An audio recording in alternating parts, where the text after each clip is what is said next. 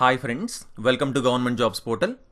మనం general studies 4000 bits part 38కి రావడం జరిగిందండి. సో ఫస్ట్ పార్ట్ నుంచి 37 పార్ట్స్ కనుక చూడకపోయి ఉంటే కంపల్సరీగా చూడండి. అలాగే మా ఛానల్కి సబ్స్క్రైబ్ చేసుకుని పక్కనున్న బెల్ ఐకాన్ తప్పకుండా క్లిక్ చేయండి. సో క్లియర్గా చూసుకొని టోటల్ 4000 బిట్స్ చెప్పుకుంటామన్నాం. ఆల్రెడీ జీకే 500 బిట్స్ అయిపోయి, జోగ్రఫీ 750 బిట్స్ అయిపోయి, హిస్టరీలో ఆల్రెడీ ఒక 600 బిట్స్ కూడా అయిపోయండి. అంటే ఇంకా 200 బిట్స్ మాత్రమే ఉన్నాయి హిస్టరీలో అయితే. ఓకే, సో ఇవి ఒక 4 వీడియోస్లో మనకు కంప్లీట్ అయిపోతాయి అనమాట. తర్వాత polity, economy, chemistry, physics, biology ఇవన్నీ కూడా మనం చూడడం జరుగుతుంది. ఓకే, సో ఈ వీడియోస్ ఏవి కూడా మిస్ కావద్దు. అండ్ తప్పకుండా ఈ వీడియోస్ నచ్చితే లైక్ చేసి మీ ఫ్రెండ్స్ అందరికీ షేర్ చేయండి. అలాగే జీజేపీ తెలుగు అనే మా ఆండ్రాయిడ్ యాప్లో మనకి arithmetic, reasoning, modern history and AP history paid classes అవైలబుల్గా ఉన్నాయన్నమాట. రైట్, సో ఇంట్రెస్ట్ ఉన్న వాళ్ళు ఈరోజే ఎన్రోల్ చేసుకోవచ్చు. ఇవి అన్ని కాంపిటేటివ్ ఎగ్జామ్స్కి కూడా హెల్ప్ అయ్యే విధంగా ఉంటాయి. And both English medium and Telugu medium స్టూడెంట్స్కి అర్థమయ్యే విధంగా ఉంటాయండి. ఓకే, సో ఇంట్రెస్ట్ ఉన్న వాళ్ళు ఈరోజే ఎన్రోల్ చేసుకోండి. సో ఓకే, ఇప్పుడు మనం బిట్స్లోకి వెళ్ళిపోతాం. 601st question.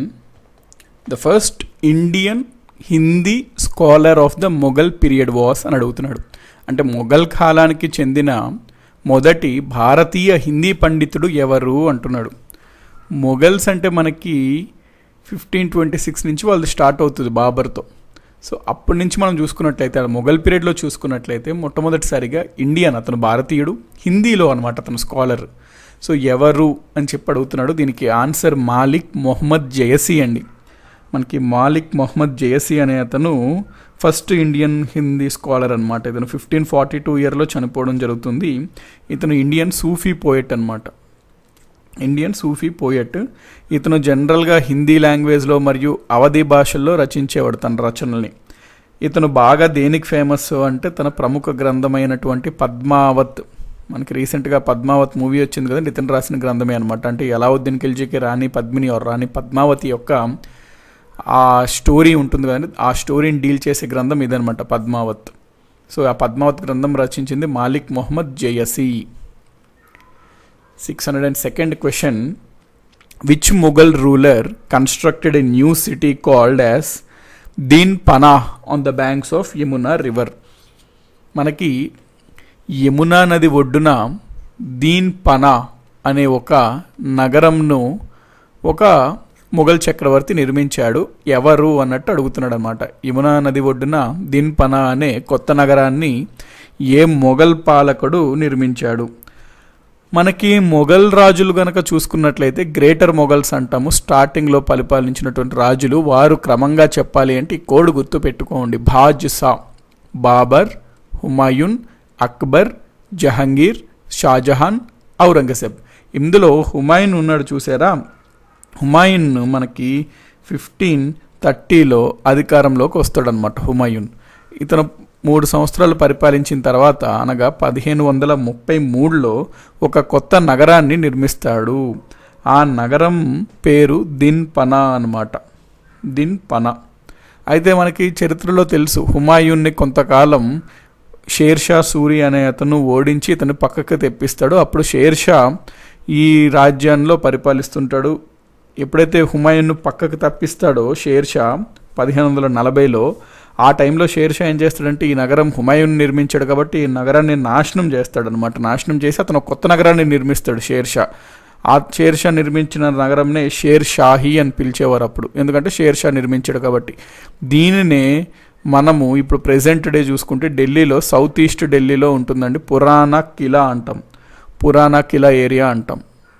దగ్గరలో మెట్రో కూడా ఉంటుంది, పురాణా కిలా అని ఉంటుంది. సో ఈ పురాణా కిలా అనేది షేర్ షాహీ అనమాట. షేర్షా ఈ రాజ్యం ఆక్రమించినప్పుడు నిర్మించడం జరిగింది. సో ఇక్కడ బేసికలీ అది జస్ట్ మీకు ఇన్ఫర్మేషన్ ఇస్తున్నా, కానీ ఈ క్వశ్చన్ పరంగా మనం మాట్లాడినప్పుడు అయితే దీన్ పనా ఎవరు నిర్మించారు అంటే హుమాయూన్ నిర్మించాడు అని చెప్పి మనము ఆన్సర్ చేయాలి. 603rd question. Who was the author of the book Taj ul Masir? Tajul Masir గ్రంథం రచయిత ఎవరు అంటున్నాడు. మనకి హసన్ నిజామీ అనే ఒక కవి ఉంటాడండి. ఇతను పెర్షియా భాషకు చెందిన కవి అనమాట. Persian poet, Persian language poet. ఇతను అరౌండ్ 12-13 శతాబ్దం ఈ టైంలో ఇతను ఉండేవాడు, 12th-13th centuries టైంలో. ఇతను జనరల్గా నిషాపూర్ ప్రాంతం నుంచి ఢిల్లీకి మైగ్రేట్ అయ్యాడు ఇండియాలోని. మైగ్రేట్ అయిన తర్వాత ఈ ఢిల్లీ సుల్తాన్స్ పరిపాలించేవారు కదండి 12th-13th century అంటే ఆ టైం పీరియడ్లో. ఈ ఢిల్లీ సుల్తాన్ల యొక్క చరిత్ర ఇతను ఒక గ్రంథం రూపంలో రచించాడు. ఆ గ్రంథమే తాజ్ ఉల్ మాసిర్. సో ఎవరు రచించారంటే తాజ్ ఉల్ మాసిర్ గ్రంథం? Hasan Nizami. 604th question, who said హనూజ్ దిల్లీ దూర్ అస్త్? హనూజ్ దిల్లీ దూర్ అస్త్ అని ఎవరు చెప్పారు అంటున్నాడు. ఇక్కడ ఒక స్టోరీ ఉంటుంది, గుర్తుపెట్టుకోండి. ఢిల్లీని పరిపాలిస్తున్న ఢిల్లీ సుల్తాన్లో ఒక రాజు ఎవరు అంటే ఘియాసుద్దీన్ తుగ్లక్. ఘియాసుద్దీన్ తుగ్లక్. అయితే ఢిల్లీలో ఈయన రాజధానిగా పరిపాలించడం జరుగుతుంది. ఇక్కడ బెంగాల్ ప్రాంతంలో ఒకరు పన్నులు సరిగ్గా కట్టకుండా తిరుగుబాటు చేయడం ద్వారా వాళ్ళని అణిచివేసేయాలి అని చెప్పి ఇతను వీళ్ళపైకి అటాక్ చేయాలి అని చెప్పి భావిస్తాడు. అయితే ఢిల్లీ పక్కనే ఒక ఏరియా ఉంటుంది, ఆ ఏరియా పేరు నిజాముద్దీన్ అండి. ఈ నిజాముద్దీన్ ప్రాంతంలో ఒక గొప్ప కవి, అంటే గొప్ప పండితుడు, సెయింట్ ఉంటాడనమాట, ఋషిలాగా, మౌలాలా అంటారు కదా, ఆ ఋషుల్లాగా. ఆ ఋషి పేరు నిజాముద్దీన్ ఆలియా. ఈ నిజాముద్దీన్ ఆలియా యొక్క శిష్యుడు అమీర్ ఖుస్రో అనమాట. ఈ అమీర్ ఖుస్రో ఘియాసుద్దీన్ తుగ్లక్కి అమీర్ ఖుస్రో అంటే చాలా ఇష్టం. అయితే ఈ నిజాముద్దీన్ ఆలియా ఎవరైతే ఉన్నాడో మత పెద్ద, అతను మరియు అతని చుట్టూ ఉన్న అతని ఫాలోవర్స్ రాజుకి వ్యతిరేకంగా ఏమైనా కుట్రలు పన్నుతున్నారేమో అని చెప్పి ఇతనికి అనుమానం వచ్చి నిజాముద్దీన్ ఆలియాని ఇతను బాగా అంటే కొంచెం ఇబ్బంది పెడుతుంటాడు అనమాట ఫ్రీక్వెంట్గా. దానితో పాటు ఈ నిజాముద్దీన్ ఆలియా అనే అతను కొంత డబ్బులు ఇతనికన్నా ముందు ఒక రాజు పరిపాలిస్తుంటాడు, అతనికి చెల్లించాల్సిన డబ్బు ఉంటుంది. అయితే ఇతను చెల్లించడు అది. సో అది చెల్లించమని కూడా చాలా ప్రెషర్ పెట్టి ఇబ్బంది పెడుతుంటాడు. దానితో ఇతను శపిస్తాడనమాట ఈ రాజుకి. ఏంటి, ఎప్పుడైతే ఘియాసుద్దీన్ బెంగాల్కి వెళ్ళి ఇక్కడ విజయం సాధిస్తాడండి ఘియాసుద్దీన్ తుగ్లక్, వీళ్ళని అణిచివేస్తాడు.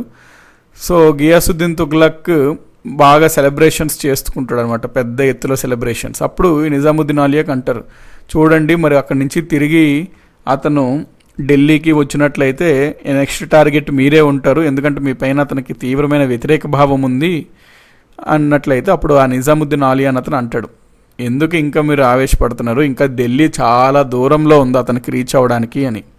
అంటే దాని అర్థం ఏంటండి, ఢిల్లీ చాలా దూరంలో ఉంది ఇంకా అతనికి అంటే అర్థం ఏంటి, అతను ఢిల్లీ చేరడు అని అర్థం వస్తుంది కదండి, అర్థమైందా?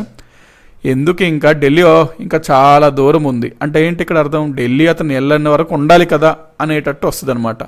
అయితే ఇతను అన్నట్లుగానే ఏం జరుగుద్ది, ఇక్కడ పెద్ద సెలబ్రేషన్స్ జరిగినప్పుడు ఆ సెలబ్రేషన్స్లో భాగంగా అక్కడ ఏనుగులు తిరుగుబాటు చేయడం, ఆ స్టేజ్ పడిపోవడం అదంతా చేసి ఆ సెలబ్రేషన్స్ ఆ వేడుకల్లోనే చనిపోతాడు అనమాట ఘియాసుద్దీన్ తుగ్లక్.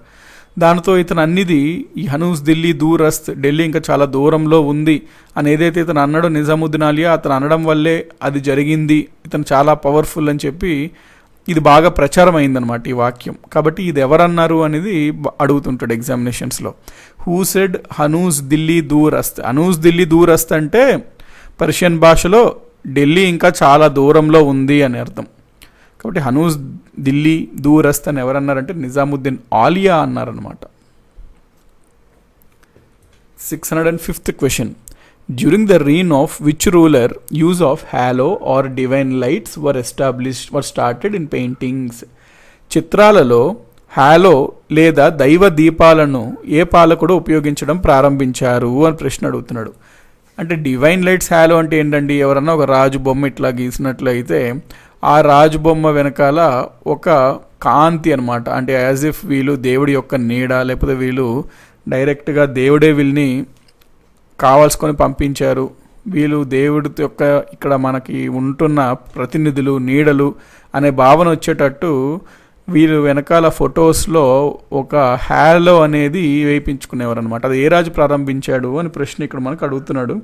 ఇది కూడా ఇంపార్టెంట్ అండి. మనకి బాద్షా కదా మొఘల్ రూలర్స్, ఆ మొఘల్ రూలర్స్లో అక్బర్ యొక్క కొడుకు పేరు జహంగీర్ అనమాట. ఈ జహంగీర్ ఈ హ్యాలో పద్ధతిని ప్రవేశపెట్టాడు పెయింటింగ్స్లో. ఎందుకు అంటే దేవుడి యొక్క నీడలు, దేవుడు దూతలు అని చెప్పే ఒక భావన ప్రజల్లో కలిగించడం కోసం. So answer is Jahangir. Next 6th question, Humayun Nama was written by. Humayun Nama అనే గ్రంథంను ఎవరు రాశారు అని అడుగుతున్నాడు. హుమయూన్ నామా. మనకి గుల్బదన్ బేగం అనే ఒక కవి ఉంటాడండి. ఆ కవి ఒక గ్రంథంని రాస్తాడు. యాక్చువల్గా అయితే ఆ గ్రంథం చాలా పెద్ద పేరు ఉంటుంది, అవసరం లేదు మనకు. అహ్వాల్ హుమయూన్ పాద్షా, జమా కర్దం, గుల్బదన్ బేగం, బింత్ బాబూర్ పాద్షా, అమా అక్బర్ పాద్షా, అట్లా పెద్ద పేరు ఉంటుందన్నమాట. అయితే ఆ గ్రంథం పేరు అంత పెద్ద పేరు ఎందుకు అని చెప్పి దాన్ని చిన్న పేరుగా మార్చారు, హుమయూన్ నామా అని చెప్పి. సో హుమయూన్ నామాని ఎవరు రచించారు అంటే గుల్బదన్. ఏ భాషలో రచించాడు అంటే పెర్షియన్ భాషలో రచించాడు అనమాట. అయితే ఇక్కడ ఒక పాయింట్ ఎప్పుడన్నా మీరు అబ్జర్వ్ చేసినట్లయితే, అంటే చరిత్రకారులు చెప్తారండి, ఎప్పుడన్నా మీరు పెర్షియన్ హిస్టోరియన్స్ గురించి చూసినట్లయితే ఈ బుక్ చదివిన వాళ్ళు ఏమని చెప్తారంటే, సో ఆన్సర్ గుల్బదన్ బేగం అవుతుందండి, Gulbadan Begum. Next question, 607th question. Humayun's tomb was built by. Humayun యొక్క సమాధి ఎవరు నిర్మించారు అని ప్రశ్న ఇక్కడ అడుగుతున్నాడు. మనం హుమయూన్కి ఒక భార్య ఉంటుందండి, ఆవిడ పేరు హమీదా బాను బేగం అన్నమాట. వైఫ్ ఆఫ్ హుమయూన్ తిను ఈవిడ హుమయూన్ యొక్క మొదటి భార్య అనమాట, ప్లస్ మెయిన్ రాణి అనమాట. ఈమెనే హాజీ బేగం అని కూడా అంటారు. సో ఈవిడ హుమయూన్ యొక్క సమాధిని నిర్మించింది. ఈ నిర్మాణం అనేది 1565లో స్టార్ట్ చేసింది ఆవిడ ఆధ్వర్యంలో. హుమయూన్స్ టూంబ్స్ అంటాం, చాలా ఫేమస్ అనమాట హుమయూన్స్ టూంబ్స్. దాని తర్వాత 1572లో ఇది కంప్లీట్ అయింది నిర్మాణం. ఆ రోజుల్లోనే జనరల్గా చరిత్రకారులు ఏమంటారంటే, ఆ రోజుల్లోనే ఈ హుమయూన్స్ టూంబ్ కట్టడానికి 15 లక్షల రూపాయలు ఖర్చు అయింది అంటారు. సో దీన్ని ఎవరు నిర్మించారు అంటే హమీదా బాను బేగం. Jantar Mantar is in. మనకి జంతర్ మంతర్ తెలుసు కదండి, అంటే ఫేమస్ ఆర్కిటెక్చర్ సంబంధించి చాలా ఫేమస్ బిల్డింగ్ అనమాట. ఇది రాజస్థాన్లో ఉంటుంది, జైపూర్లో ఉంటుంది. ఇంకా రాజస్థాన్ లోపల ఎక్కడ అంటే జైపూర్లో ఉంటుంది, రాజస్థాన్ క్యాపిటల్ అయినటువంటి జైపూర్. సో ఇది ఎవరు కట్టించారు అంటే రాజ్పుట్ రాజు అయినటువంటి ఎవరండి, చాలా ఫేమస్ రాజు జైసింగ్ అనమాట, సవాయ్ జైసింగ్. రాజ్పుట్ రాజు అయిన సవాయ్ జైసింగ్ జంతర్ మంతర్ నిర్మాణం చేశాడు. ఓకే కండి, పాయింట్ రాజస్థాన్, ఎక్కడ జైపూర్. ఎవరు అంటే Sawai Jaisingh. 609th question. Name of the Bengali poet who was conferred with the title of Gunraj Khan in the sultanate period. మనకి ఢిల్లీని, ముఖ్యంగా నార్త్ ఇండియా ప్రాంతాన్ని ముఖ్యంగా ఢిల్లీ కేంద్రంగా చేసుకొని 1206 నుంచి 1526 వరకు పరిపాలించిన రాజవంశం వాళ్ళని ఢిల్లీ సుల్తాన్స్ అంటాము. అంటే వాళ్ళందరినీ డిఫరెంట్ రాజవంశం వాళ్ళు ఉంటారు, మొత్తాన్ని వీళ్ళు ఢిల్లీ సుల్తాన్స్ అంటాం. ఈ ఢిల్లీ సుల్తాన్స్ కాలంలో ఒక బెంగాల్ చెందిన పోయెట్ ఉండేవాడు. అతనికి ఒక బిరుదు ఉంటుంది గున్రాజ్ ఖాన్ అని. ఎవరికి అని ప్రశ్న అడుగుతున్నాడు. సుల్తనేట్ కాలంలో గున్రాజ్ ఖాన్ బిరుదు పొందిన బెంగాలీ కవి ఎవరు? సో ఈ క్వశ్చన్ అర్థమైంది కదండి, క్లియర్ కదా. దీని ఆన్సర్ వచ్చేసరికి మనకి మాలాదర్ బసు అని ఒక కవి ఉండేవాడండి, మాలాదర్ బసు. జనరల్గా బసు అంతా వెస్ట్ బెంగాల్ అక్కడ వాళ్ళ పేరులో వస్తుంది కదండి బసు అని. ఈయన 15వ శతాబ్దానికి చెందిన కవి, 15th centuryకి చెందిన కవి, బెంగాలీ పోయెట్ అనమాట.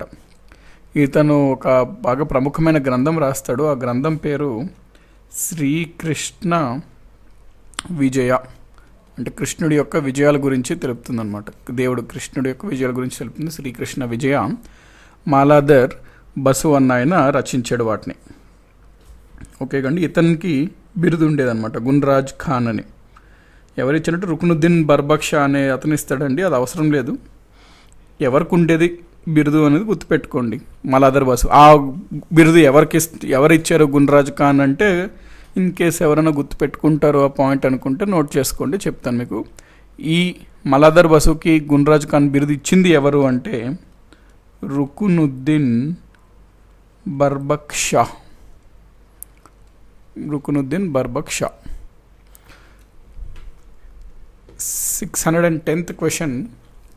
Who was famously known as the Tuti-e Hindustan. Tuti-e హిందుస్థాన్గా ప్రసిద్ధి చెందినది ఎవరు? టూటీ-ఏ హిందుస్థాన్గా ప్రసిద్ధి చెందింది ఎవరు? ఈ ప్రశ్న అర్థమైంది కదండి. జనరల్గా మనకి ఈ బిరుదులు లాంటివండి ఇవి. సో ఒక అతనికి టూటీ-ఏ హిందుస్థాన్ అనేవారు ఎవరు అంటే గుర్తుపెట్టుకోండి, మనకి చాలా ప్రముఖమైన కవి ఉండేవాడు మిడివల్ హిస్టరీకి సంబంధించి, చాలా ప్రముఖమైన కవి అనమాట ఇతను. అతని పేరే ఆమిర్ ఖుస్రో. పెర్షియన్ భాషకు సంబంధించి పెర్షియన్ సాహిత్యానికి సంబంధించి చాలా పెద్ద గొప్ప కవి ఆమిర్ ఖుస్రో అన్నతను. సో ఇతనికి 2TA హింద్ అనే బిరుదు ఉంటుంది. 2T అంటే ఏంటండి? నైటింగేల్. సో దీని అర్థం ఏంటి? 2TA హిందుస్థాన్ అంటే నైటింగేల్ ఆఫ్ ఇండియా అని అర్థం. నైటింగేల్ ఆఫ్ ఇండియా అని అర్థం 2TA హిందుస్థాన్ అంటే పెర్షియన్లో, ఆఫ్ ఇండియా. సో ఎవరికంటే ఆమిర్ ఖుస్రో.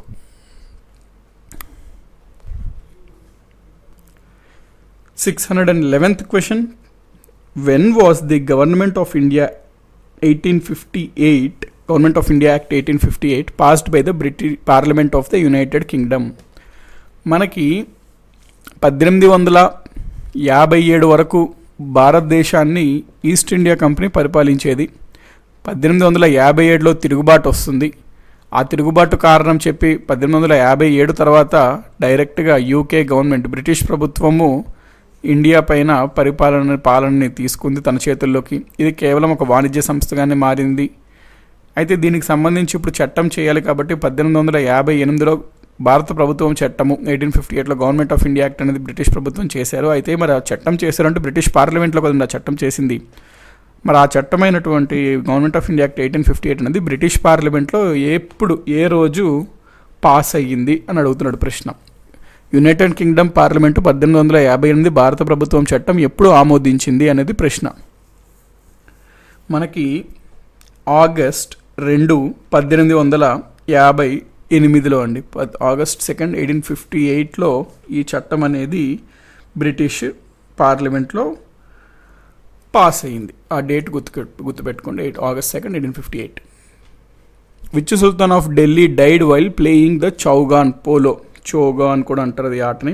పోలో ఆట ఉంటుంది కదండి, గుర్రం మీద వేల్సి మనకి హాకీ లాంటిది. ఆ ఆటని చౌగా అని అంటారు, పోలో. అయితే ఢిల్లీ సుల్తాన్లో ఒక సుల్తాన్ పోలో ఆడుతుండగా చనిపోయాడు. ఎవరు ఆ రాజు అని ప్రశ్న అడుగుతున్నాడు. మనకి ఢిల్లీ సుల్తాన్లు ప్రారంభించింది ఎవరు? స్లేవ్ వంశం స్థాపకుడు కుతుబుద్దీన్ ఐబక్.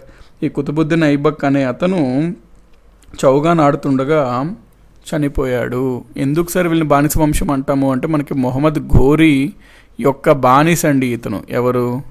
ఈ కుతుబుద్దీన్ ఐబక్. సో అతను ఇక్కడ తన ప్రతినిధిని పెట్టి వెళ్ళిపోయాడు బ్యాక్, మొహమ్మద్ ఘోరీ. సో ఇతను కొంతకాలం తర్వాత స్వతంత్రాన్ని ప్రకటించుకొని ఒక రాజ్యాన్ని ఏర్పాటు చేసుకున్నాడు. అందుకనే వీళ్ళని స్లేవ్ వంశం అంటాం అనమాట, slave dynasty. So Qutubuddin Aibak అనే అతను పోలో ఆడుతుండగా చనిపోయాడు. సో చౌగాన్ పోలో ఆడుతుండగా చనిపోయిన ఢిల్లీ సుల్తాన్ ఎవరు అంటే Qutbuddin Aibak. 613th question. During the reign of which ruler Moroccan traveller Ibn Battuta visited India? Morocco యాత్రికుడు ఇబన్ బతుతా ఏ పాలకుడు పాలనలో భారతదేశాన్ని సందర్శించాడు? ఇబన్ బతుటా మొరక్కో దేశానికి చెందినవాడు. ఆ పాయింట్ కూడా గుర్తుపెట్టుకోండి, అడగచ్చు మేబీ మ్యాచ్ ద ఫాలోయింగ్స్లో. యాత్రికులు ఏ దేశం నుంచి వచ్చారు అని అనగచ్చు. హ్యూన్ సాంగ్ అంటాడు చైనా అని చెప్పాలి. ఆ విధంగా మనకి ఇబన్ బతుటా అంటే మొరక్కో అని చెప్పాలి.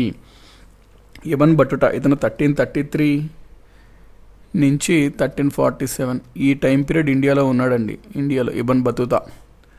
ఇతను మొహమ్మద్ బిన్ తుగ్లక్ ఉంటాడు కదండి, తుగ్లక్ రాజవంశం రాజు మొహమ్మద్ బిన్ తుగ్లక్. ఇతని టైంలో భారతదేశానికి సందర్శించడం జరుగుతుంది ఇబన్ బతుటా. అయితే ఇబన్ బతుటా ఒక బుక్ రాస్తాడు. ఆ బుక్ ఫేమస్ రెహలా అనమాట. ఇబన్ బతుటా రాసిన బుక్ రెహలా. ఈ రెహలా అనే గ్రంథంలో అప్పట్లో సామాజిక పరిస్థితులు, రాజకీయ పరిస్థితులు, ఆర్థిక పరిస్థితులు, వాటి గురించి చాలా వరకు మనకి సమాచారం లభిస్తుంది బుక్ ద్వారా. అదేవిధంగా మొహమ్మద్ బిన్ తుగ్లక్ యొక్క పాలన ఏ విధంగా ఉండేది అనేది కూడా ఈ బుక్ ద్వారా మనకి చాలా ఇన్ఫర్మేషన్ అయితే లభిస్తుంది. ఓకే అండి ప్రశ్న. Next 614th question. Which of the following saint wrote Sribhashya? ఎవరు శ్రీభాష్యాన్ని రచించారు? శ్రీభాష్య రాసినది ఎవరు అనేది ప్రశ్న.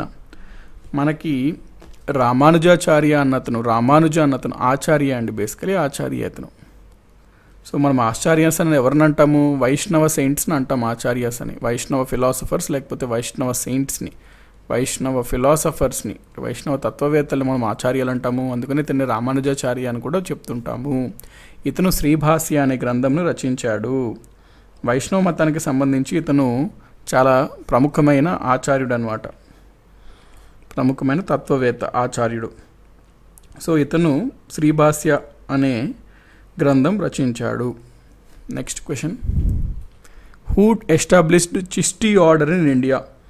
మన భారతదేశంలో చిష్టీ తెగ లేకపోతే చిష్టీ శాఖను ఎవరు ప్రారంభించారు? ముస్లింలు ఇది ఒక శాఖ అండి. చిష్టీ శాఖ ప్రారంభించింది ఎవరు అంటున్నాడు. మనకి మొయినుద్దీన్, క్వాజా మొయినుద్దీన్ చిష్టీ అంటారు. సో చిష్టీ ఆర్డర్ కాబట్టి చిష్టీ అట్లా గుర్తుపెట్టుకోండి. మొయినుద్దీన్ చిష్టీ అనే అతను చిష్టీ శాఖను ప్రారంభించాడు భారతదేశంలో. మొయినుద్దీన్ చిష్టీ అనే అతను స్టార్టింగ్లో అతను పంజాబ్లోని లాహోరు, రాజస్థాన్లోని అజ్మీర్ ఆ ప్రాంతాలు ఇంట్రడ్యూస్ చేశాడు అరౌండ్ 12th century, 12వ శతాబ్దం ఆ టైంలో. తర్వాత కాలం వస్తూ కొద్ది చాలా ప్రదేశాలకి వ్యాప్తి చెందేదన్నమాట ఈ చిష్టీ శాఖ అనేది. సో ఎవరు స్థాపించారు అంటే Moinuddin Chishti. 616th question, the Buland Darwaza was built to mark Akbar's conquest of. Buland Darwaza అనేది ఒక ప్రముఖమైన బిల్డింగ్ ఉంటుందండి. అది అక్బర్ అనే అతను మనకి గుజరాత్ ప్రాంతం పైన దండెత్తి గుజరాత్ ప్రాంతం పైన విజయం సాధించి ఆ ప్రాంతంని తన వశంలోకి అంటే తన రాజ్యంలో కలుపుకుంటాడు.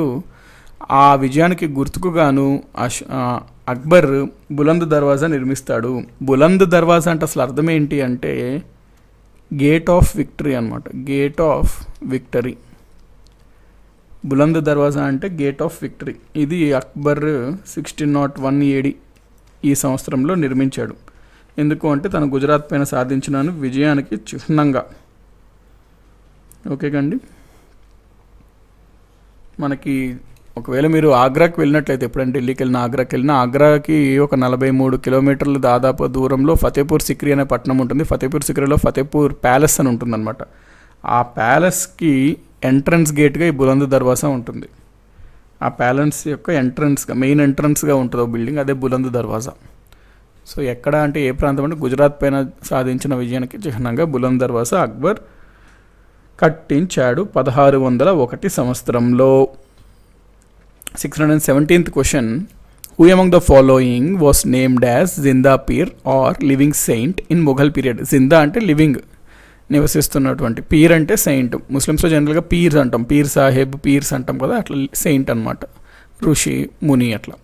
మొఘల్ కాలంలో జిందా పీర్ లేదా లివింగ్ సెయింట్ అని కింద వారిలో ఎవరిని అంటారు అని ఇక్కడ ప్రశ్న అడుగుతున్నాడు. మనము ఔరంగజేబ్ని పిలుస్తామండి లివింగ్ సెయింట్ అని. ఔరంగజేబ్ని లివింగ్ సెయింట్ లేకపోతే జిందా పీర్ అంటాం. అంటే ఇప్పుడు మనకి మొఘల్ రాజుల్లో ఔరంగజేబ్ ఉంటాడు కదండి, ఆఖరి గొప్ప రాజుల్లో ఆఖరి రాజు, గొప్ప మొఘల్ రాజుల్లో ఆఖరి రాజు అయినటువంటి ఔరంగజేబ్ను మనము జిందా పీర్ అని పిలుస్తాము. 618th question, which one of the following Mughal buildings is set to possess the unique feature of being exactly equal in length and breadth? ఈ క్రింద మొఘల్ భవనాల్లో ఏదు పొడవు మరియు శ్వాసలో సమానంగా ఉండటం యొక్క ప్రత్యేక లక్షణాన్ని కలిగి ఉంది? అంటే మొఘల్స్ కట్టించిన ఒక బిల్డింగ్ అంటే ఎగ్జాక్ట్లీ లెంగ్త్ బ్రెత్ ఒకటే సైజులో ఉంటుంది, అంటే పెర్ఫెక్ట్ స్క్వేర్ షేప్లో ఉంటుంది అనమాట ఒక బిల్డింగ్. అదే బిల్డింగ్ అని అడుగుతున్నాడు. మనకి తాజ్మహల్ ఏదైతే ఉందో అది పెర్ఫెక్ట్ స్క్వేర్ షేప్లో ఉంటుంది, అంటే లెంగ్త్ బ్రెత్ ఈక్వల్గా ఉంటుంది. షాజహాన్ నిర్మిస్తాడు అనమాట, కట్టిస్తాడు. ఏంటి తాజ్మహల్ ఎవరి కోసం అంటే తన భార్య అయిన నూర్జహాన్ కోసం. ఈ తాజ్మహల్ని డిజైన్ చేసింది ఎవరండి? మేబీ మీకు ఛాన్స్ ఉంటుంది అడగడానికి. తాజ్మహల్ డిజైన్ బై ఎవరు అంటే అహ్మద్ లహౌరీ. అహ్మద్ లహౌరీ డిజైన్ చేశాడు అనమాట చార్మినార్ని. ఓకే కండి పాయింట్. నెక్స్ట్, బులంద్ దర్వాజా is main entrance to the palace set. ఇందాక నేను మీకు చెప్పాను కదండి, the same point which I told you just before. ఇందాక బులంద్ దర్వాజా గురించి చదివినప్పుడు అదే బిట్ ఇప్పుడు అడిగాడు చూడండి. ఏ ప్యాలెస్లో ప్యాలెస్కు ప్రధాన ద్వారం బులంద్ దర్వాజా ఉంటుంది? మరి ఇందాక మీకు ఏం చెప్పాను, ఎప్పుడైనా మీరు ఆగ్రానా ఢిల్లీకి వెళ్ళినా అక్కడ దగ్గరలో 40 కిలోమీటర్ల దూరంలో ఫతేపూర్ సిక్రీ అని ఉంటుంది. ఫతేపూర్ సిక్రీలో ఫతేపూర్ ప్యాలెస్ ఉంటుంది. ఫతేపూర్ ప్యాలెస్కి ఎంట్రన్స్గా బులంద్ దర్వాజా అనేది ఉంటుంది అని ఇందాకే చెప్పాను కదండి. అందుకని ఇక్కడ ఏంటి మన ఆన్సర్? ఫతేపూర్ సిక్రీ అనేది ఆన్సర్ అవుతుంది. ఇందాక మనం అనుకున్న point. 620th question, Bibi ka Maqbara is located in India at? Bibi ka Maqbara మనకి ఔరంగజేబ్ ఉంటాడు కదండి, మొఘల్ రాజుల్లో చివరి రాజు అయినటువంటి అతను కొడుకు ఉంటాడు అనమాట, ఆజం షా అనే ఒక అతను. ఆజం షా అనే అతను వాళ్ళ మదర్ యొక్క గుర్తు మీద ఈ బీబీ కా మక్బరా అనేది నిర్మాణం పూర్తి చేస్తాడు. అంటే ఔరంగజేబ్ కట్టించినట్టు ఉంటాయి బుక్స్లో. ఔరంగజేబ్ నిర్మాణం స్టార్ట్ చేస్తాడు, పూర్తి చేసిన అతని కొడుకు ఆజం షా అనమాట. సో ఇది కొంచెం తాజ్మహల్ లాగా కట్టాలి అన్నట్టు అనుకొని అట్లా ప్లాన్ చేసుకొని కడతారు. బట్ తక్కువ బడ్జెట్తో నార్మల్ సిమెంట్తో వాటితో కడతారు. అంత అందంగా ఉండదు, బట్ గుడ్ అటెంప్ట్ అయితే చేయడం జరుగుతుంది. సో బీబీ మక్బరా ఎక్కడ ఉంటుంది అంటే ఔరంగాబాద్లో ఉంటుంది. ఇది ఎవరన్నా మనం షిరిడీకి వెళ్ళినట్లయితే బీబీకా మక్బరా చూడొచ్చు, దగ్గరలో ఔరంగాబాద్లో ఉంటుంది. బీబీకా మక్బరా ఔరంగాబాద్లో ఉంటుంది, Maharashtra. 621st question.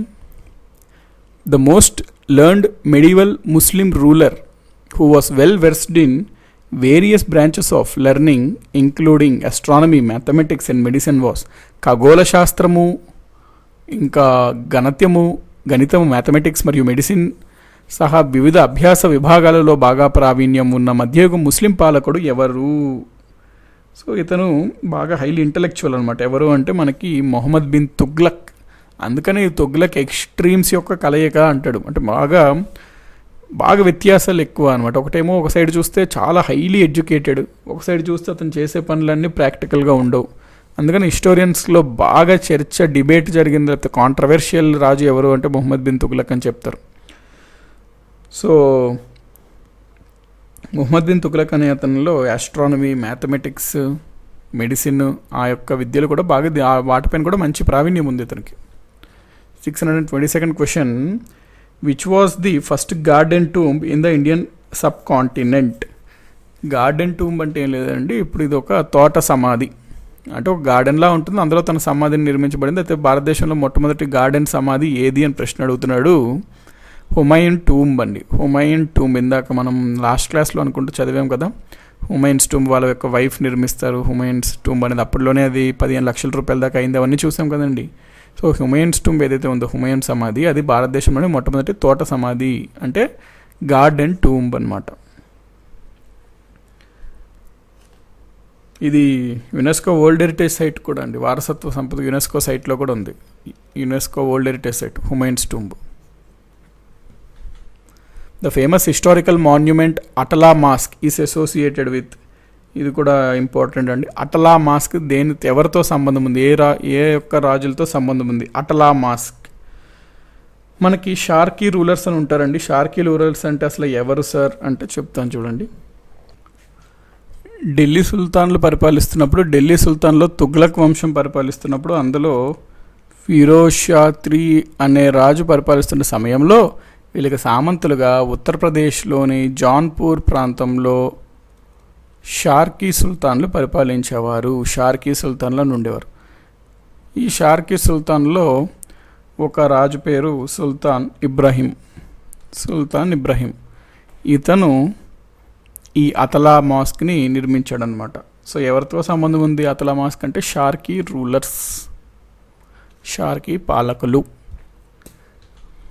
624th question. Bhakta Tukaram was a contemporary of which Mughal ruler? Bhakta Tukaram ఏ మొఘల్ పాలకుడికి సమకాలికుడు? మనకి జహంగీర్ 1627 నుంచి 1657 కాలంలో పరిపాలించడం జరిగింది. ఈ భక్త తుకారాం గురించి మాట్లాడినట్లయితే ఇతను 1608 to 1649 ఉండడం జరిగింది ఇతని లైఫ్. సో ఇతను ఎవరు కాంటెంపరీ అంటే జహంగీర్కి కాంటెంపరీ, సమకాలికుడు. 625th question.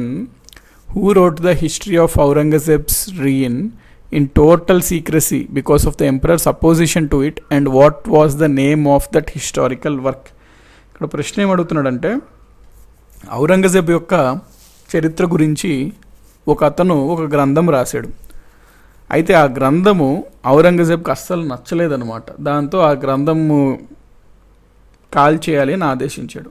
అందుకని చెప్పి ఔరంగజేబ్ బ్రతుకున్నప్పుడు ఔరంగజేబ్కి తెలియకుండా చాలా సీక్రెట్గా ఆ గ్రంథం అంతా రాశారనమాట అతను, ఒక కవి. అయితే ఔరంగజేబ్ ఎప్పుడైతే చనిపోయాడో, చనిపోయిన తర్వాత ఈ గ్రంథం తను బయటికి వదులుతాడు. సో ఎవరది, ఏ గ్రంథం, ఆ గ్రంథం పేరు ఏమిటి అనే ప్రశ్న అడుగుతున్నాడు. ఈ విధంగా ఔరంగజేబ్ యొక్క చరిత్రను చాలా సీక్రెట్గా రాసి ఔరంగజేబ్ మరణించిన తర్వాత ఆ గ్రంథాన్ని విడుదల చేసింది ఏంటి అని ప్రశ్న అడుగుతున్నాడు. మనకి దీనికి ఆన్సర్ కాఫీ ఖాన్ రచించినటువంటి ముంతాఖబ్ ఉల్ లుబబ్ అనే గ్రంథము కాఫీ ఖాన్ రచిస్తాడు. ఈ గ్రంథంలో ఔరంగజేబ్ గురించి, ఆయన పరిపాలన గురించి ఎక్కువగా ప్రస్తావించడం జరుగుతుంది. 626th question, Purana Qila at Delhi was built by. నేను మీకు సమ్ 2 days బ్యాక్ ఒక క్వశ్చన్లో చెప్పాను ఏమని, మనకి హుమాయూన్ పరిపాలిస్తున్న సమయంలో షేర్ షా అనే రాజు తిరుగుబాటు చేసి ఇతన్ని పక్కకు జరిపేసి షేర్ షా ఆక్రమిస్తాడు. ఆక్రమించిన తర్వాత అక్కడ షేర్ షాహి అనే ఒక నగరం నిర్మిస్తాడు. దాన్నే మెల్లగా కొంతకాలానికి పురాణా కిలా అని పిలుస్తారు అని మీకు నేను చెప్పాను కదండి. అదే అడుగుతున్నాడు ఇక్కడ ప్రశ్న. పురాణా కిలా అనేది ఎవరు నిర్మించారు అంటే షేర్ షా అనేది answer. Share Shah. Who propagated the వైష్ణవ థియాలజీ ఆఫ్ ద్వైత అద్వైత. మనకి వైష్ణవ మునుల్ని ఆచార్యులు అంటాము, వైష్ణవ తత్వవేత్తల్ని. వైష్ణవ తత్వవేత్తలు ఒక్కొక్కరు ఒక్కొక్క రకమైన తత్వాన్ని కలిగి ఉంటారు. అందులో ద్వైత అద్వైతం అనేది ఒక తత్వం. ఇది ఇచ్చినది ఎవరు ప్రచారం చేశారు ఈ తత్వాన్ని అని అడుగుతున్నాడు ప్రశ్న. మనకి ద్వైత అద్వైతం అనగానే మనకి ఇవి చాలా ఉంటాయండి. అద్వైత, ద్వైత, ద్వైత అద్వైత, విశిష్ట అద్వైత, అవన్నీ చాలా తత్వాలు ఉంటాయి అన్నమాట. మనం అవన్నీ గుర్తుపెట్టుకోవాలి ఎగ్జామినేషన్స్ పాయింట్ ఆఫ్ వ్యూలో. మనకి నింబారకాచార్య ద్వైత అద్వైత అనే తత్వాన్ని ఆయన ప్రచారం చేస్తాడు. నింబార్కాచార్య ఇతను దాదాపుగా 11-12 శతాబ్దం ఆ ప్రాంతం ఆ కాలంకి చెందిన వైష్ణవ తత్వవేత్త నింబార్కాచార్యుడు. 628th question, Shahjahan built Taj Mahal in the memory of. Shahjahan ఎవరి జ్ఞాపకార్థం కొరకు తాజ్మహల్ను నిర్మించాడు? షాజహాన్ యొక్క వైఫ్ పేరు నూర్ జహాన్ అండి. ఆమెనే మనము ముంతాజ్ మహల్ అని కూడా అంటాము. సో ఆమె మీద ప్రేమతో షాజహాన్ 1631-1648 ఆ మధ్య టైం పీరియడ్లో తన వైఫ్ కోసము తాజ్మహల్ని నిర్మిస్తాడు. సో ఎవరి కోసం అంటే ముంతాజ్ కోసం. ఇక్కడ మనకి ఇక్కడ పాయింట్ నోట్ చేసుకోండి, షాజహాన్ వైఫ్ పేరు ముంతాజ్ మహల్ అండి, ముంతాజ్ మహల్. సో ఈవిడ కోసం తాజ్మహల్ని నిర్మిస్తాడు. ఈ పాయింట్ నోట్ చేసుకోండి. సో షాజహాన్ ఎవరి జ్ఞాపకార్థం మేరకు తాజ్మహల్ నిర్మించాడు అంటే ముంతాజ్ మహల్ అని మనం చెప్పాలి. 629th క్వశ్చన్, ఖలీసా అంటే ఏమిటి అని అడుగుతున్నాడు. జనరల్గా మనకి ఢిల్లీ సుల్తాన్లు మొఘల్ కాలంకి చెందిన ఈ పదం ఉంటుంది ఖలీసా అని. అసలు ఈ ఖలీసా అంటే ఏంటి అని అడుగుతున్నాడు. జనరల్గా మనకి రాజు ఉండేవాడు, మరి అప్పుడు చాలా పెద్ద రాజ్యం ఉండేది. మరి రాజు మొత్తం చూసుకోలేడు కాబట్టి కొన్ని రాజ్యాలకి కొంతమంది చేతిలో పెట్టేవాడు. అంటే ఆఫీసర్స్ అనమాట. అంటే వీళ్ళు సామంతుల్లా కాదు, ఒక ఆఫీసర్స్ అనమాట. సో వీళ్ళు చేయాల్సిన పని ఏంటి అంటే ఆఫీసర్స్ లేకపోతే వీళ్ళు నోబుల్స్ అనమాట. అంటే కొంచెం గొప్పవాళ్ళు, ఆ ప్రాంతాల్లో ఉన్నవాళ్ళు. వీళ్ళు అక్కడ ట్రూప్స్ని మెయింటైన్ చేయాలి. అంటే కొంత సైన్యాన్ని వీళ్ళు మెయింటైన్ చేయాలి. ఎప్పుడైతే రాజుకు అవసరం ఉంటుందో అప్పుడు వీళ్ళు అందజేయాలన్నమాట. సో దానికి గాను వీళ్ళు సైన్యాన్ని మెయింటైన్ చేస్తున్నందుకు గాను మరి ఏదన్నా వాళ్ళకి ఇవ్వాలి కదండి ప్రభుత్వం. సో ప్రభుత్వం ఏం చేసేది, కొంత భూమి ఇచ్చి ఆ భూమి మీద అధికారం ఈ వ్యక్తికి ఇచ్చేదన్నమాట. ఇతను ఏం చేస్తాడు, అక్కడ ఉంటున్న వాళ్ళ దగ్గర పన్ను కలెక్ట్ చేసుకొని అతను కొంత డబ్బులు రాజుకి ఇచ్చి తను వాడుకునేవాడు మిగతాది. సో ఏదైతే ఈ రకంగా భూములు ఇవ్వడం జరిగిందో వాటిని మనము ఖలీసాస్ అంటాము. ఖలీసాస్ ఈ జనరల్గా అక్బర్ ప్రవేశపెడతాడండి ఖలీసాస్ అనేది. సో డి అనమాట, land revenue which was assigned to the nobles for maintaining troops. దళాలను నిర్వహించడానికి ప్రభువులు కేటాయించిన భూ ఆదాయం. Who among the following was responsible for making Sikhism a militant force. Sikh మతంను ఒక సైనిక శక్తిగా అండి, ఉగ్రవాద శక్తిగా, సైనిక శక్తిగా అని పెట్టండి. మిలిటెంట్ ఫోర్స్ అంటే ఒక సైనిక శక్తిగా. సో సిక్కు మతంని సైనిక శక్తిగా మార్చడానికి కింద వారిలో ఎవరు బాధ్యత వహించారు అనేది అడుగుతున్నాడు. మనకి సిక్కు మతానికి సంబంధించి గురువులు ఉంటారు కదండి. అందులో గురు హరగోవింద్ సింగ్ అనే గురువు ఉంటాడండి. అతను సిక్ మతాన్ని ఒక సైనిక మతంగా, సైనిక శక్తిగా మార్చాడు. ఎందుకంటే మరి అప్పట్లో థ్రెట్ ఉండేదన్నమాట ముస్లిం సిక్స్ ఆ గొడవలు. సో మనం ఖచ్చితంగా సైనికంగా మనము బలంగా ఉంటే తప్ప మనము నిలబడలేము అని చెప్పి అతను సిక్ మతాన్ని ఒక సైనిక శక్తిగా మార్చడానికి ఆయన బాధ్యత తీసుకున్నాడు అనమాట. గురు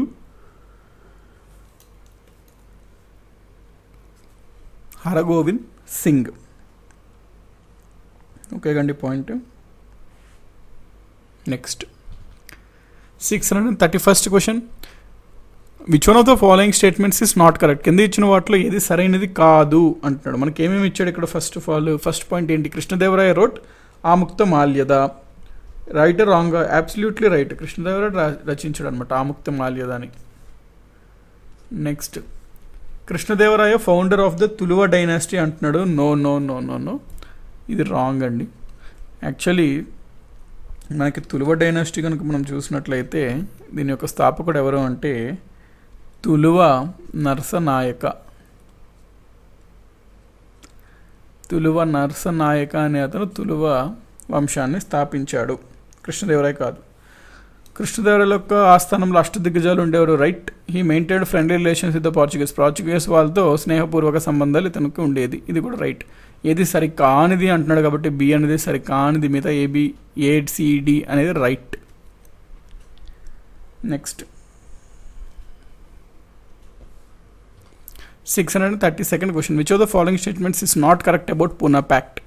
పూనా సంధికి సంబంధించి కింద ఇచ్చిన వాటి 4లో ఏది సరికానిది అని అడుగుతున్నాడు. నాట్ కరెక్ట్ అని అడుగుతున్నాడు అండి. సరికానిది పూనా ప్యాక్ట్, పూనా సంధి. మనకి ఫస్ట్ పాయింట్ ఏమంటున్నాడు అంటే it was signed between Madan Mohan Malviya and doctor Ambedkar. ఇది రైట్ అండి. అంటే గాంధీ తరపున, లేకపోతే హిందూ తరపున, కాంగ్రెస్ తరపున మదన్ మోహన్ మాల్వియా వెళ్ళడం జరిగింది, డాక్టర్ అంబేద్కర్ వీళ్ళిద్దరి మధ్యలో జరిగింది ఇది. సో ఇది రైటే. Next, it was signed in Yerwada jail in Pune. ఆ టైంకి గాంధీ అరెస్ట్ అయి ఉంటాడండి. సో పూణేలో యార్వాడ జైల్లో పెట్టడం జరుగుతుంది. అంబేద్కర్ రిక్వెస్ట్ తీసుకొని ఆఫీసర్స్ది యార్వాడ జైలుకి వెళ్ళి మాట్లాడి గాంధీతో వాళ్ళిద్దరు చర్చల అనంతరమే ఇద్దరు కలిసి ఒక అగ్రిమెంట్కి వస్తారు. దాన్నే పూనా అగ్రిమెంట్ అంటాం, పూనా ప్యాక్ట్ అంటాం, పూనా సంధి అంటాం.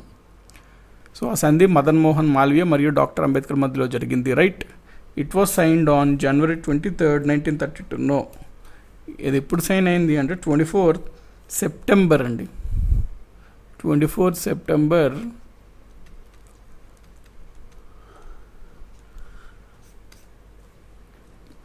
1932లో సైన్ అయింది అనమాట అగ్రిమెంట్. So 2 wrong.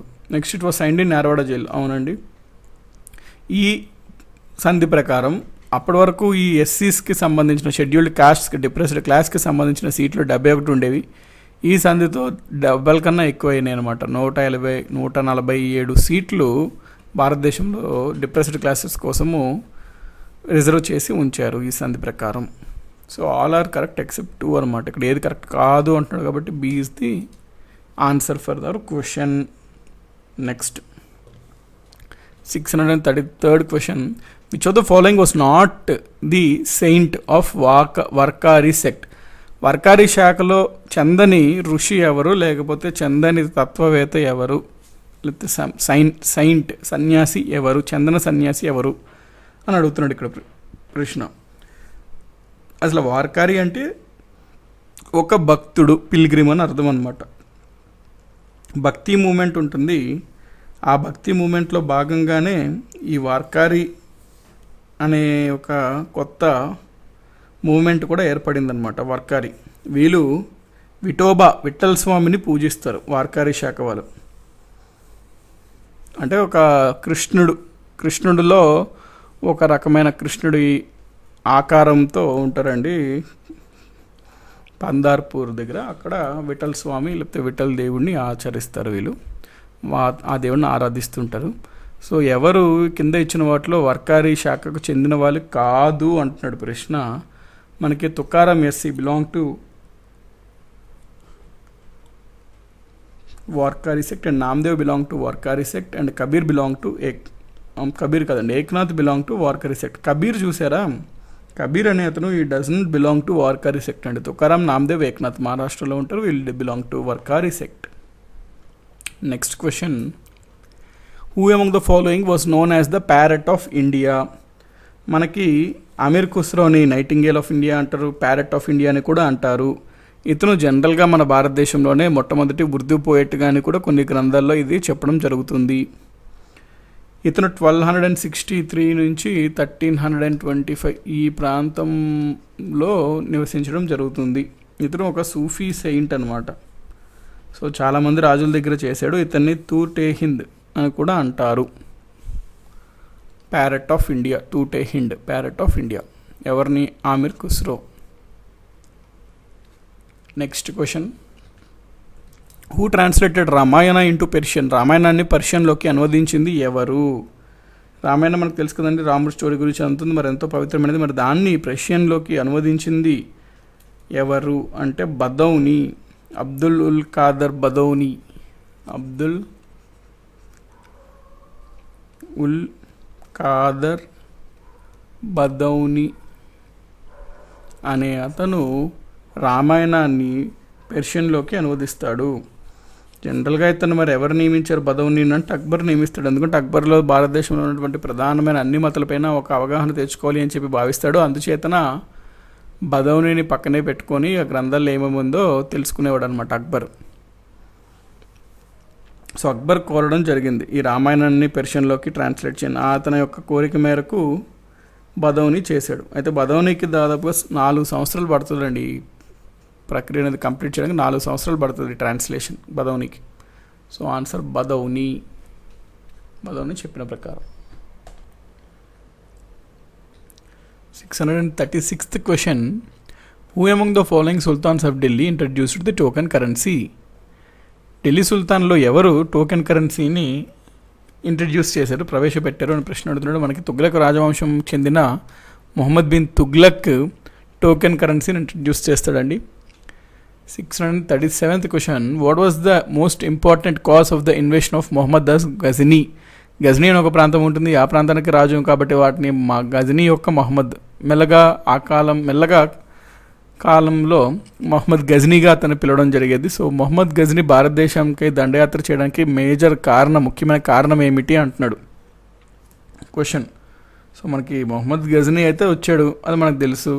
సో ప్రధానమైన కారణం ఏంటి అంటే మనకి గజనీ అంటే మనీ, అట్లా గుర్తుపెట్టుకోండి. గజనీ మనీ కొంచెం రైమింగ్ ఉన్నాయి కదండి, గజనీ మనీ అని చెప్పి అతను సంపద కోసం వచ్చాడనమాట. భారతదేశ సంపదను స్వాధీనం చేసుకోవడం కోసం, to gain position of the wealth of India కోసము మొహమ్మద్ గజనీ భారతదేశం పైన దండయాత్ర చేయడం జరిగింది. Ghazni was a small principality ఇందాక చూసాం కదండి. ఈ మొహమ్మద్ ఆఫ్ గజనీ అతను యాక్చువల్లీ పేరు మనకి మొహమ్మద్ ఆఫ్ గజనీగా జనరల్గా పిలుస్తుంటాం. ఎందుకు అంటే గజనీ ప్రాంతానికి అతను అధిపతి కాబట్టి. సో ఈ గజనీ లేకపోతే గజ్నా అని కూడా అంటారు. ఇది ఎక్కడలో భాగం అంటే ఆఫ్ఘనిస్తాన్కి భాగము. సో ఇది ఎక్కడ భాగం అండి?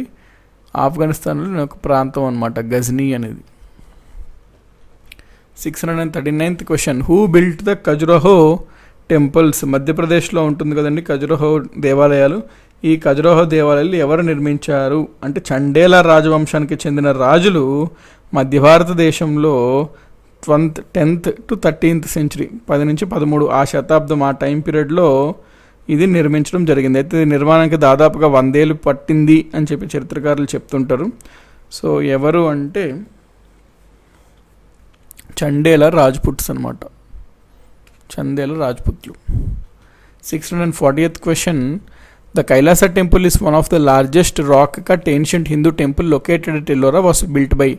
ఇది చాలా ప్రసిద్ధమైన దేవాలయం అండి, కైలాస దేవాలయం. మనకి ఎల్లోరా కేవ్స్ ఉంటాయి కదా, ఎల్లోరా ఒక గుహల్లో ఇది చెక్కబడింది. అంటే చాలా ప్రఖ్యాతిగా చెందిన శిల్పకళకు చెందిన దేవాలయం అనమాట ఇది. దీనిని ఎవరు నిర్మించారు అనేది ప్రశ్న. కైలాస టెంపుల్ని మనకి కైలాస్ అంటే ఎల్లోరా కేవ్స్లో కేవ్ నెంబర్ 16లో మనకి కైలాస దేవాలయం ఉంటుందండి. మొత్తం ఎల్లోరా కేవ్స్లో కేవ్ 16లో కైలాస దేవాలయం ఉంటుంది. దీన్ని రాష్ట్రకూట వంశానికి చెందినటువంటి కృష్ణా 1 ఈ రాజు నిర్మిస్తాడండి. ఇతను దాదాపుగా 756-73 అరౌండ్ ఈ ప్రాంతంలో ఇతను రాజుగా ఉండడం జరుగుతుంది. సో ఈ కృష్ణా 1 నిర్మిస్తాడనమాట కైలాస దేవాలయంని. 641st question, the caves and rock cut temples at Ellora. ఎల్లోరాలో ఉన్నటువంటి గుహలు మరియు రాతో చెక్కబడిన దేవాలయాలు ఏ మతానికి చెందినవి అని ఇక్కడ క్వశ్చన్ అడుగుతున్నాడు మనకి. ఏ మతానికి చెందినవి, ఎక్కడ? ఎల్లోరా గుహల్లో ఉన్నటువంటివి. ఇక్కడ మీరు నోట్ చేసుకోవాల్సిన పాయింట్ ఏంటంటే అండి, అన్నీ 3 మతాలకి సంబంధించి ఇక్కడ మనకి కనబడుతుంటుంది ఎల్లోరాలో. హిందూ మతానికి, బుద్ధిస్ట్ మతం, జైన మతం. సో ఈ 3 మతాలకి సంబంధించి కూడా గుహాలయాలు అనేవి ఉంటుంటాయి ఎల్లోరాలో. 642nd question, Jama Masjid is situated in which of these world heritage sites. Jama Masjid అనేది కింద ఇచ్చినటువంటి ఎటువంటి సైట్, ఏ ప్రదేశంలో మనకి ఉంటుంది అంటున్నాడు.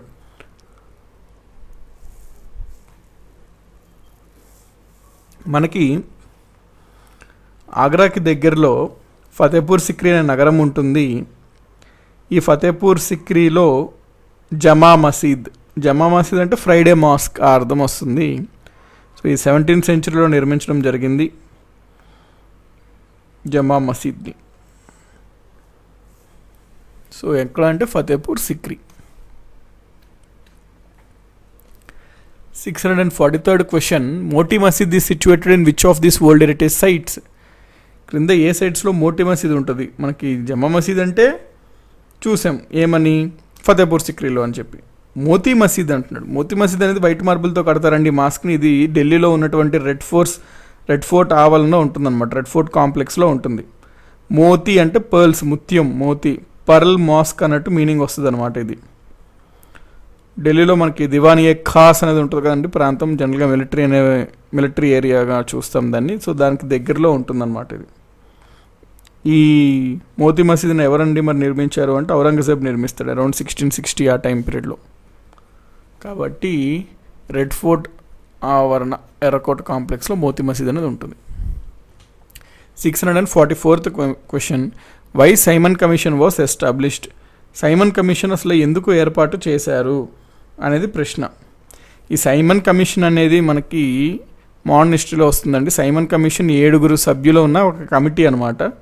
ఈ కమిటీ బ్రిటిష్ వాళ్ళు అపాయింట్ చేస్తారు. ఎందుకు అపాయింట్ చేస్తారు అంటే 1928లో అపాయింట్ చేస్తారు. ఎందుకు అంటే గవర్నమెంట్, బ్రిటిష్ ప్రభుత్వం 1919లో మాంటెగ్యూ చెమ్స్ఫోర్డ్ సంస్కరణలు గవర్నమెంట్ ఆఫ్ ఇండియా చట్టం చేస్తుంది. అది ఏ రకంగా అమలవుతుంది భారతదేశంలో, దాంట్లో ఎటువంటి మార్పులు ఏమైనా చేయాలా, అవన్నీ సూచించడం కోసం ఈ కమిటీని వేస్తుంది. ఫ్యూచర్లో అంటే ఇక మీద భారతదేశం యొక్క పరిపాలన ఏ విధంగా ఉండాలి అని అవన్నీ సూచించడం కోసం, పలు అంశాల కోసం ఈ కమిషన్ వేస్తారు. అయితే ఈ కమిషన్లో 7 సభ్యులు బ్రిటిష్ వాళ్ళని, అందరూ తెల్లవాళ్ళని వేయడం జరుగుతుంది. భారతదేశం యొక్క ఫ్యూచర్, భవిష్యత్తు నిర్ణయించడానికి వేసిన కమిటీలో ఒక భారతీయుడు కూడా లేకపోవడం చాలా హాస్యాస్పదం అని చెప్పి ఇక్కడ కమిషన్ బాయ్కాట్ చేస్తారనమాట స్వాతంత్ర ఉద్యమాల్లో యోధులు. సో ఈ సైమన్ కమిషన్ ఎందుకు ఏర్పాటు చేశారు అనే ప్రశ్న ఇక్కడ అడుగుతున్నాడు. గవర్నమెంట్ ఆఫ్ ఇండియా యాక్ట్ 1919ని మనకి ఈ కమిషన్ ఎట్లా నడుస్తుంది, ఆ చట్టం ఎట్లా అమలవుతుందో ఇక్కడ అవి పరిశీలించి ఇంకా ఫర్దర్గా పరిపాలనలో ఏమన్నా మార్పులు, రిఫార్మ్, సంస్కరణలు చేపట్టాలా సూచించమని చెప్పడం కోసం ఏర్పాటు చేశారనమాట. So A is the correct answer. 645th question, which world heritage monument has been acclaimed as the necropolis of the Mughal dynasty. Necropolis of the Mughal dynasty. Humayun's tomb ఉంటుందండి, చెప్పాం కదా, చాలా ఫేమస్ అన్నమాట ఇవి. హుమాయూన్ యొక్క సమాధి. ఈ హుమాయూన్ యొక్క సమాధిని necropolis of the Mughal dynasty అంటారు. ఎందుకంటే డబుల్ డోమ్ స్ట్రక్చర్స్ ఉంటాయండి హుమాయూన్స్ టూంబ్లో. ఆ డబుల్ డోమ్ ఉండడం వల్ల అంటే దీన్ని నెక్రోపోలిస్గా చేస్తారు. ఓకే కండి, మనకి ఇదా క్లియర్ కదా. ఏ దాన్ని మనం, ఏ కట్టడాన్ని, ఏ నిర్మాణాన్ని మొఘల్ రాజవంశం యొక్క నెక్రోపోలిస్గా చెప్తాము అంటే హుమాయూన్ సమాధి. Who was the author of the book Kitab e Yamini. Kitab e Yamini యొక్క బుక్ గ్రంథ రచయిత ఎవరు అంటే మనకి అబూ నసర్ ఉత్బీ అన్నమాట. అబూ నసర్ ఉత్బీ. అంటే ఇతను ఫుల్ నేమ్ చాలా పెద్ద ఉంటుందండి, అబూ నసర్ మొహమ్మద్ ఇబన్ మొహమ్మద్ అల్ జబ్రు ఏ ఉత్బీ అని. సో సింపుల్గా అబూ నసర్ ఉత్బీ అని గుర్తుపెట్టుకోండి. గ్రంథం పేరు కితాబ్-ఏ యామిని అని గుర్తుపెట్టుకోండి. అబూ నసర్ ఉత్బీ అనే అతను కితాబ్-ఏ యామిని అనే గ్రంథం రచించాడు. Which of the following statements is not correct about Simon commission. కమిషన్కి సంబంధించి కింద వాటిలో సరికాని అంశం ఏది అంటున్నాడు.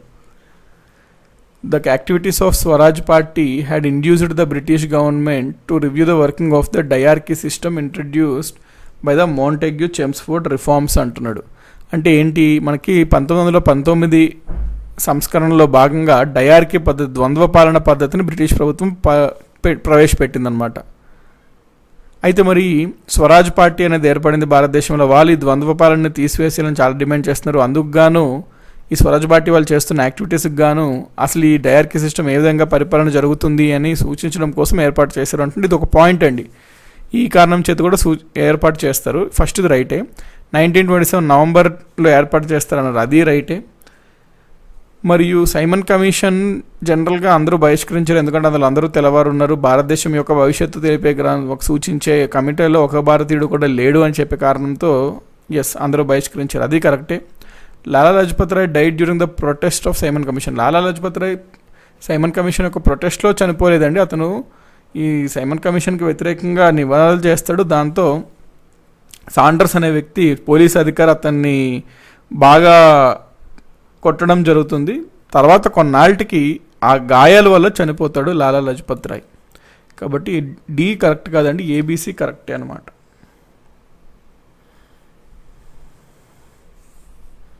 అంటే కొన్నాళ్ళ తర్వాత చనిపోతాడు అనమాట మనకి లాలా లజపత్ రాయ్.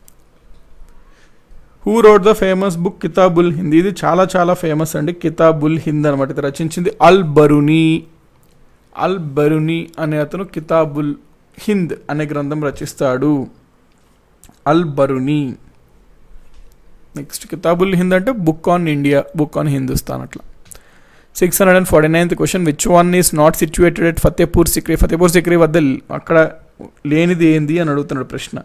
ఫతేపూర్ సిక్రీ ఆగ్రాకి దాదాపుగా 43 కిలోమీటర్ల దూరంలో ఉంటుంది. అక్కడ చాలా నిర్మాణాలు ఉంటాయి, అందులో లేనిది ఏది అని ఇక్కడ ప్రశ్న అడుగుతున్నాడు. మనకి ఫతేపూర్ సిక్రీలో పంచమహల్ ఉంటుంది. సలీం చిష్టి అనే ఒక చిష్టి శాఖకు చెందిన గురువు యొక్క సమాధి కూడా ఉంటుంది. మోరియాం ప్యాలెస్ కూడా ఉంటుంది. మోతీ మసీద్ ఏదైతే ఉందో ఆ మోతీ మసీద్ అనేది మనకి రెడ్ ఫోర్ట్ కాంప్లెక్స్లోని ఢిల్లీలో ఉంటుంది, ఫతేపూర్ సిక్రీలో కాదు. కాబట్టి ఇది మనకి ఫతేపూర్ సిక్రీలో ఉంటుంది.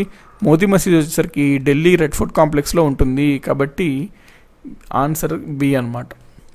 650th question, which of the following ladies wrote an historical account during the Mughal period. Mughal కాలంలో ఏ విధంగా ఉండేవి పరిస్థితులు, అప్పుడు చరిత్ర గురించి వివరించే ఒక గ్రంథంను ఒక లేడీ రచించిందండి. ఆవిడ పేరేమిటి అని ప్రశ్న అడుగుతున్నాడు ఇక్కడ. మనకి గుల్బదన్ బేగం అనే ఒక ఆవిడ ఉంటుంది. గుల్బదన్ బేగం ఆమె 1523లో జన్మిస్తుంది, 1603లో చనిపోతుంది. సో ఈవిడ బాబర్ యొక్క కుమార్తె అనమాట. మొఘల్ రాజులో ఫస్ట్ రాజు బాబర్ యొక్క డాటర్ కుమార్తె అనమాట గుల్బదన్ బేగం.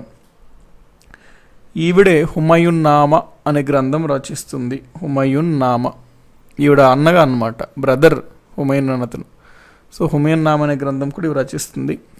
కాబట్టి ఆ టైంలో చరిత్ర గురించి ఈ గ్రంథం గారు తెలుస్తుంది. సో ఇక్కడ ప్రశ్నలు ఏంటి, మొఘల్ కాలంలో కృతమైనలో ఎవరు చరిత్ర వృత్తాంతం రాశారు అంటే Gulbadan Begum is the correct answer. మరి ఈవిడ ఏం రాసింది అంటే హుమయూన్ నామా. ఈవిడెవరు అంటే బాబర్ యొక్క కూతురు. సో ఇవన్నీ క్లియర్ కదండి, పాయింట్స్ నోట్ చేసుకుంటండి, డెఫినెట్లీ యూజ్ అవుతాయి ఎగ్జామినేషన్. సో దీంతో 650 క్వశ్చన్స్ అనేవి కంప్లీట్ అయినాయండి మనకి. So okay guys, thanks for watching. ఈ వీడియోలో మనం ఒక 50 బిట్స్ చూడడం జరిగింది. సో నెక్స్ట్ వీడియోలో మరొక 50 బిట్స్ చూద్దాం. సో తప్పకుండా ఈ వీడియోని లైక్ చేసి మీ ఫ్రెండ్స్ అందరికీ కంపల్సరీగా షేర్ చేయండి. So thanks for watching and have a nice day. Bye.